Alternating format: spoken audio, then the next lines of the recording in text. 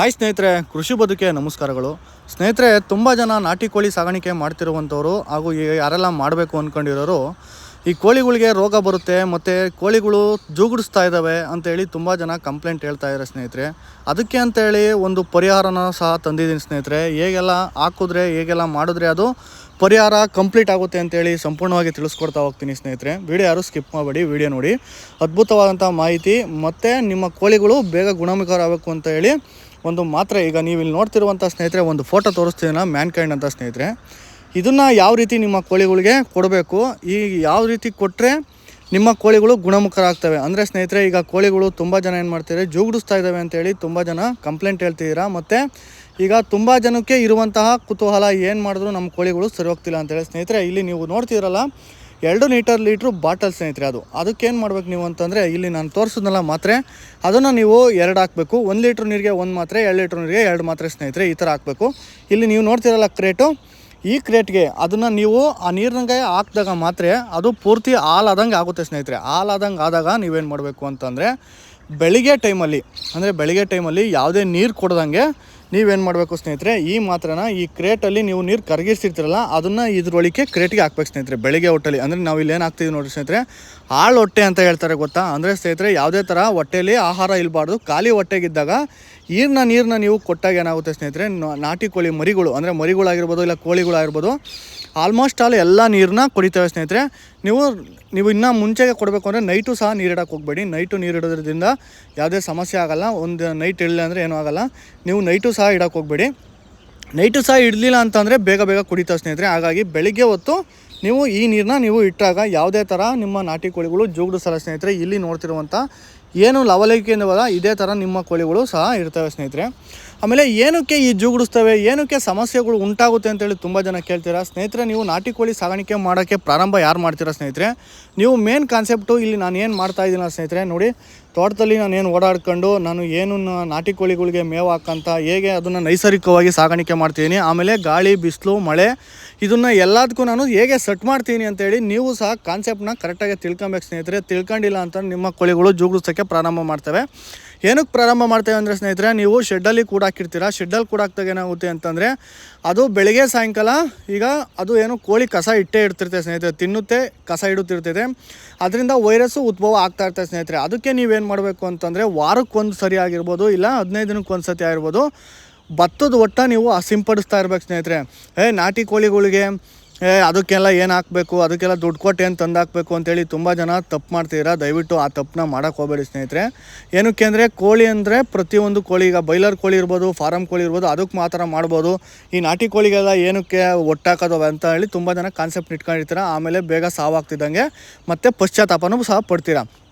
ಅದಕ್ಕೆ ನೀವೇನು ಮಾಡಬೇಕು ಅಂತಂದರೆ ಸ್ನೇಹಿತರೆ, ವಾರಕ್ಕೊಂದ್ಸರಿ ನೀವೆಲ್ಲಿ ನಾಟಿ ಕೋಳಿಗಳು ಕೂಡ ಹಾಕ್ತಿರಲ್ಲ ಸ್ನೇಹಿತರೆ, ಆ ಜಾಗಕ್ಕೆ ನೀವು ಒಟ್ಟಾಕಿದ್ರೆ ಯಾವುದೇ ಥರ ಬೇಗ ವೈರಸ್ ಬರೋಲ್ಲ. ವಾರಕ್ಕೊಂದ್ಸತಿ ಹಾಕಿದ್ರೆ ತುಂಬ ಒಳ್ಳೆಯದು. ಇಲ್ಲ ನಮ್ಮ ಹತ್ರ ಸಿಗ್ತಿಲ್ಲ ಅಂತಂದರೆ ಅಲ್ಪ ಸ್ವಲ್ಪ ಸಿಗುತ್ತೆ ಅಂದರೆ ಒಂದು 15 ದಿನಕ್ಕೆ ಹಾಕಿದ್ರು ತುಂಬ ಒಳ್ಳೆಯದು. ಯಾವುದೇ ಕಾಯಿಲೆಗಳು ಬೇಗ ಬರೋಲ್ಲ ಸ್ನೇಹಿತರೆ. ಆಮೇಲೆ ತುಂಬ ಜನ ಏನು ಮಾಡ್ತೀರಾ, ನಾಟಿ ಕೋಳಿಗಳ್ನ ಅಂದರೆ ಆಚೆನೇ ಬಿಡ್ದಂಗೆ ನಾವು ಶೆಡ್ಡಲ್ಲಿ ಸಾಗಾಣಿಕೆ ಮಾಡ್ತೀವಿ. ಮತ್ತು ನಾವು ಈಗೆಲ್ಲ ತುಂಬ ಅಂದರೆ ವೆಲ್ಡಿಂಗ್ ಮಾಡಿಸಿ ಅದನ್ನು ಬಾಕ್ಸ್ ಥರ ಮಾಡಿ ಅದೆಲ್ಲ ತುಂಬ ಫೆಸಿಲಿಟೀಸ್ ಮಾಡ್ಕೊಂಡಿದ್ದೀವಿ. ಅದನ್ನು ಕೋಳಿ ಅದರೊಳಗೆ ಬಿಟ್ಟರೆ ಸಾಗಾಣಿಕೆ ಆಗುತ್ತೆ, ಅದರಲ್ಲೇ ಚೆನ್ನಾಗಿರುತ್ತೆ ಅಂಥೇಳಿ ಏನು ಮಾಡ್ತೀರಾ, ಆ ಥರ ಪ್ಲಾನ್ಗಳು ಮಾಡ್ಕೊಂಡು ತುಂಬ ಜನ ಬರ್ತಾಯಿರೋ ಸ್ನೇಹಿತರೆ. ನೀವು ಆ ಥರ ಪ್ಲಾನ್ ಮಾಡೋರು ಯಾವ ಥರ ಮಾಡಬೇಕು ಅಂತೇಳಿ ನಿಮಗೆ ಸಂಪೂರ್ಣವಾಗಿ ತಿಳಿಸ್ತೀನಿ ಸ್ನೇಹಿತರೆ. ಏನು ಮಾಡಬೇಕು ನೀವು ಅಂದರೆ ಸ್ಟ್ಯಾಂಡಲ್ಲಿ ಬೆಳೆಸ್ತೀವಿ ಕೋಳಿಗಳ್ನ, ಸ್ಟ್ಯಾಂಡಲ್ಲಿ ಬೆಳೆಸ್ತೀವಿ, ಆಚೆನೇ ಬಿಡೋಲ್ಲ ನಾವು. ನಮಗೆ ಜಾಗ ಕಮ್ಮಿ ಇದೆ ಅನ್ನೋರು ಏನು ಮಾಡ್ತೀರಾ ಸ್ನೇಹಿತರೆ, ನೀವು 1 ದಿನದ ಮರಿನ ತಗೊಂಬಂದು ನಿಮ್ಮ ಜಾಗದಲ್ಲಿ ನೀವು ಬ್ರೂಡಿಂಗ್ ಮಾಡ್ಕೊಂಡು ಶಾಖ ಕೊಟ್ಕೊಂಡು ವ್ಯಾಕ್ಸಿನ್ ಹಾಕ್ಕೊಂಡು ಅದನ್ನು ನೀವು ರೆಡಿ ಮಾಡಿ ಮತ್ತೆ ಅದನ್ನು ಸ್ಟ್ಯಾಂಡಿಗೆ ಬಿಟ್ಟರೆ ಅದು ನಿಮ್ಮ ಜಾಗಕ್ಕೆ ಅದು ಸೆಟ್ ಆಗುತ್ತೆ ಸ್ನೇಹಿತರೆ. ನೀವು ಇಲ್ಲಿ ನೋಡ್ತಿರುವಂಥ ನೈಸರ್ಗಿಕ ನಾಟಿ ಕೋಳಿ ಮರಿಗಳ್ನ ತಗೊಂಡೋಗಿ ನೀವೇನಾದರೂ ಸ್ಟ್ಯಾಂಡ್ಗೆ ಹಾಕಿದ್ರೆ ಅದು ದಯವಿಟ್ಟು ಬದುಕಲ್ಲ ಸ್ನೇಹಿತರೆ. ಯಾರೂ ಈ ತಪ್ಪನ್ನ ಮಾಡೋಕ್ಕೆ ಹೋಗಬೇಡಿ. ಏನಕ್ಕೆ ಅಂತಂದರೆ, ಅದಾಲೆ ಗಾಳಿ ಬೆಳಕು ಎಲ್ಲನೂ ನೋಡಿರುತ್ತೆ, ಆಚೆ ಮೇದಿರುತ್ತೆ. ಹಾಗಾಗಿ ನೀವು ತಗೊಂಡೋಗಿ ಮತ್ತೆ ಸ್ಟ್ಯಾಂಡಿಗೆ ಬಿಟ್ಟರೆ ಏನಾಗುತ್ತೆ, ಮತ್ತೆ ಅದನ್ನು ಕಾಲು ಕಟ್ಟಾಕಂಗಾಗುತ್ತೆ. ಆಮೇಲೆ ಸ್ವಲ್ಪ ದಿನ ಏನಾಗುತ್ತೆ, ಚೆನ್ನಾಗಿದ್ದು ಸ್ವಲ್ಪ ದಿನ ಜೂಗುಡಿಸಿ ಹಂಗೆ ಸಾವಾಗೋಕ್ಕೆ ಸಾವಾಗೋಕ್ಕೆ ಅದು ನಾವೇನಾ ಅದಕ್ಕೆ ಮಾರ್ಗ ಮಾಡಿಕೊಟ್ಟಂಗೆ ಆಗುತ್ತೆ ಸ್ನೇಹಿತರೆ. ಅದಕ್ಕೆ ದಯವಿಟ್ಟು ಆ ತಪ್ಪನ್ನ ಮಾಡೋಕ್ಕೆ ಹೋಗಬೇಡಿ. ನೀವು ಯಾರು ಸ್ಟ್ಯಾಂಡಲ್ಲಿ ಸಾಕ್ತೀರಿ, ಯಾರು ಶೆಡ್ಡಲ್ಲಿ ಸಾಕ್ತೀವಿ ಅಂತ ಯಾರು ಕಾನ್ಸೆಪ್ಟ್ ಇಟ್ಕೊಂಡಿದ್ದಾರೆ ಸ್ನೇಹಿತರೆ, ಇವರು ಮಾಡಬೇಕಾಗಿರೋದು ಇಷ್ಟೇ. ಏನು ಅಂದರೆ ಒಂದು ದಿನ ಮರಿ ತಗೊಂಡೋಗ್ಬೇಕು, ಅದಕ್ಕೆ ನೀವೇ ಬ್ರೂಡಿಂಗ್ ಕೊಟ್ಕೊಬೇಕು, ಅದಕ್ಕೆ ನೀವೇ ವ್ಯಾಕ್ಸಿನ್ ಹಾಕೊಬೇಕು, ಅದಕ್ಕೆ ನೀವೇ ಏನೇನು ಸಮಸ್ಯೆ ಬಂದರೂ ಅದು ನೀವೇ ಎದುರಿಸಿ ನೀವು ಅದನ್ನು ನಿಮ್ಮ ಶೆಡ್ಡಿಗೆ ಬಿಟ್ಕೊಂಡಾಗ ಏನಾಗುತ್ತೆ, ಯಾವುದೇ ಸಮಸ್ಯೆ ಬರೋಲ್ಲ ಸ್ನೇಹಿತರೆ. ನೀವು 1 ತಿಂಗಳು ಮರಿ ತಗೊಂಡೋಗಿ ಅಂದರೆ ಸ್ನೇಹಿತರೆ ತುಂಬ ಜನ ಏನು ಮಾಡ್ತಿದ್ದಾರೆ, ಈ 1 ತಿಂಗಳು ಮರಿನೂ ಸಹ ಏನು ಮಾಡ್ತಿದ್ದಾರೆ, ಅವರು ಸಹ ಕ್ವಾಲಿಟಿ ಕಮ್ಮಿ ಇರೋಂಥ ಮರಿ ಕೊಟ್ಟು ಅಂದರೆ ಅವ್ರು ತಗೊಂಡೋಗಿ ಕೊಡ್ತಿದ್ದಂಗೆ ಅವ್ರು ತಗೊಂಡೋಗಿ ಸ್ಟ್ಯಾಂಡ್ಗೆ ಹಾಕ್ತಾರೆ, ಇಲ್ಲ ಶೆಡ್ಡಿಗೆ ಬಿಡ್ತಾರೆ, ಅವ್ರು ಸತ್ತೋಗ್ತಾರೆ ಸ್ನೇಹಿತರೆ. ಹಾಗಾಗಿ ಸ್ಟ್ಯಾಂಡಲ್ಲಿ ಶೆಡ್ಡಲ್ಲಿ ಮಾಡೋರು ನಿಮ್ಮ ಕಾನ್ಸೆಪ್ಟ್ನ, ನಾನು ಹೇಳಿದ್ನಲ್ಲ ಕಾನ್ಸೆಪ್ಟ್ನ, ಅದನ್ನು ಬಳಸಿ ಸ್ನೇಹಿತರೆ. ಮತ್ತು ಈಗ ನೈಸರ್ಗಿಕವಾಗಿ ಸಾಕಬೇಕು, ನಮಗೆ ಜಾಗ ಇದೆ ಅಂತ ಹೇಳೋರು ಇಲ್ಲಿ ನೋಡ್ತಿದ್ದೀರಲ್ಲ ಸ್ನೇಹಿತರೆ, ಈ ಥರ ನೀವು ಸಾಗಾಣಿಕೆ ಮಾಡಿದ್ರೆ ಯಾವುದೇ ಸಮಸ್ಯೆಗಳು ಬರೋಲ್ಲ. ತುಂಬ ಜನ ಈಗ ದೊಡ್ಡ ಪ್ರಶ್ನೆ, ಈಗ ನನಗೆ ತುಂಬ ಜನ ಮೆಸೇಜೆಲ್ಲ ಇರ್ಬೋದು, ಇಲ್ಲ ಫೋನೆಲ್ಲ ಇರ್ಬೋದು, ಕೇಳೋ ಪ್ರಶ್ನೆ ಒಂದೇ, ಅದಕ್ಕೇನಾದರೂ ರೋಗ ಬಂದರೆ ಹೇಗೆ ಎದುರಿಸ್ಬೇಕು. ಇನ್ನು ಸ್ಟಾರ್ಟೇ ಮಾಡಿರಲ್ಲ ಅವ್ರು ಮೊದಲೇ ಕ್ವಶನೇ ಕೇಳ್ತಾರೆ. ಹಂಗಂದರೆ ಈಗ ಮನುಷ್ಯ ಅಂದಮೇಲೆ ಈಗ ಜ್ವರ, ತಲೆನೋವು, ನೆಗಡಿ ಈ ಥರ ನಮಗೂ ಬಂದಂಗೆ ಕೋಳಿಗಳಿಗೂ ಒಂದು ಸಮಸ್ಯೆ ಬರುತ್ತೆ. ಅದಕ್ಕೆ ಏನು ಪರಿಹಾರ ಮಾಡಬೇಕು ಅಂತ ನಾವು ಕಂಡುಕೊಂಡಿರ್ಬೇಕು. ನೀವು ಇನ್ನೂ ಸ್ಟಾರ್ಟೇ ಮಾಡಿಲ್ಲ, ಆಲೇ ನನಗೆ ಕ್ವಶನ್ ಕೇಳ್ತೀರಾ ಏನಂತ, ಸರ್ ಈಗ ನಾವು ಏನೋ ಕೋಳಿ ಸಾಗಾಣಿಕೆ ಮಾಡೋದು ರೋಗ ಬಂದರೆ ಯಾಕೆ ಸರ್? ಈಗ ನೀವು ಸ್ಟಾರ್ಟ್ ಮಾಡಿದ್ರೆ ತಾನೇ ನಿಮ್ಗೆ ಅನುಭವ ಆಗೋದು. ಈಗ ನಿಮಗೆ ಮೂಗಿರೋದಕ್ಕೆ ತಾನೇ ನಿಮಗೆ ಗೊಣ್ಣೆ ಬರೋದು, ನಿಮಗೆ ಮನುಷ್ಯ ಅನ್ನೋದಕ್ಕೆ ತಾನೇ ನಿಮಗೆ ಜ್ವರ ಬರೋದು. ಅದಕ್ಕೂ ಅದೇ ಥರ ಒಂದು ಪರಿಹಾರ ಅನ್ನೋದು ಇರುತ್ತೆ. ನಾನೇನು ಈಗ ಮುಂಚೆ ಹೇಳಿದ್ನಲ್ಲ ಆ ಥರ ಟ್ಯಾಬ್ಲೆಟ್ ಇರುತ್ತೆ, ಇಲ್ಲ ವ್ಯಾಕ್ಸಿನೇಷನ್ ಇರುತ್ತೆ, ಇಲ್ಲ ಅಂತಂದರೆ ORS ಪೌಡ್ರ್ ಇರುತ್ತೆ, ಇಲ್ಲ ಡಾಕ್ಟ್ರುಗಳು ಸಜೆಸ್ಟ್ ಮಾಡಿ, ಈಗ ನಮ್ಮದೇ ಸಜೆಸ್ಟ್ ತಗೊಳ್ಳಿ ಅಂತ ಏನಿಲ್ಲ. ಹಲವಾರು ರೀತಿಯಂಥ ಮೆಡಿಕಲ್ಗಳಿದ್ದಾವೆ, ಹಲವಾರು ರೀತಿಯಂಥ ಡಾಕ್ಟರ್ಸ್ ಇದ್ದಾರೆ. ಈಗ ಪಶು ಇಲಾಖೆ ಇದೆ, ನಿಮ್ಗೆ ಯಾವ ಥರ ಸಜೆಸ್ಟ್ ಬೇಕಾದ್ರೂ ಸಿಗುತ್ತೆ. ನೀವು ಪ್ರಾರಂಭನೇ ಮಾಡಿಲ್ಲ, ನೀವು ಕ್ವಶನ್ ಕೇಳಿದ್ರೆ ತಪ್ಪಾಗುತ್ತೆ. ಯಾರು ಆ ಥರ ಮುಂಚೆನೇ ಕ್ವಶನ್ಗಳು ಕೇಳಬೇಡಿ, ಪ್ರಾರಂಭ ಮಾಡಿ. ನಿಮ್ಮ ಸಕ್ಸಸ್ಸು ನಿಮಗೆ ಬೇಕು ಅಂದರೆ ಈಗ ನೀವು ಈ ಕೆಲಸ ಆಗಲಿ ಯಾವುದೇ ಒಂದು ಬಿಸ್ನೆಸ್ಗೆ ಎಂಟ್ರಿ ಕೊಡಲಿಲ್ಲ ಅಂದರೆ ಮುಂದೆ ತುಂಬ ಪಶ್ಚಾತ್ತಾಪ ಪಡಬೇಕಾಗುತ್ತೆ. ಹಾಗಾಗಿ ಸ್ನೇಹಿತರೆ, ಯಾರೆಲ್ಲ ನೀವು ಏನು ಹೈನುಗಾರಿಕೆ ಮಾಡಬೇಕು ಅಂತಿದ್ದೀರಲ್ಲ, ಬೇಗ ಪ್ರಾರಂಭ ಮಾಡಿ. ಅತಿ ಹೆಚ್ಚು ಬಂಡವಾಳ ಹಾಕಿ ದಯವಿಟ್ಟು ಯಾರು ಪ್ರಾರಂಭ ಮಾಡೋಕ್ಕೋಗ್ಬೇಡಿ. ಅಲ್ಪ ಸ್ವಲ್ಪದಲ್ಲಿ ಸಾಲ ಯಾರು ಮಾಡೋಕ್ಕೋಗ್ಬೇಡಿ. ಅಲ್ಪ ಸ್ವಲ್ಪ ಅಂದರೆ ನಿಮ್ಮಲ್ಲಿ ಎಷ್ಟೈತೋ ಅಷ್ಟಲ್ಲೇ 50,000 ಲಕ್ಷ ಈ ಥರ ಹಾಕೊಂಡು ಒಂದು ಚಿಕ್ಕದಾಗಿ ಸ್ಟಾರ್ಟ್ ಮಾಡಿ. ಫಸ್ಟು ಅನುಭವ ತಿಳ್ಕೊಳ್ಳಿ. ಹೈನುಗಾರಿಕೆ ಅನ್ನೋದು ಪ್ರತಿಯೊಬ್ಬರಿಗೂ ಅಂತಂದರೆ ಎಲ್ಲರಿಗೂ ಒಲಿಯಲ್ಲ. ಏನಕ್ಕೆ ಅಂದರೆ ಇಲ್ಲಿ ಹಲವಾರು ದಿನದ ಪರಿಶ್ರಮ ಕೇಳುತ್ತೆ.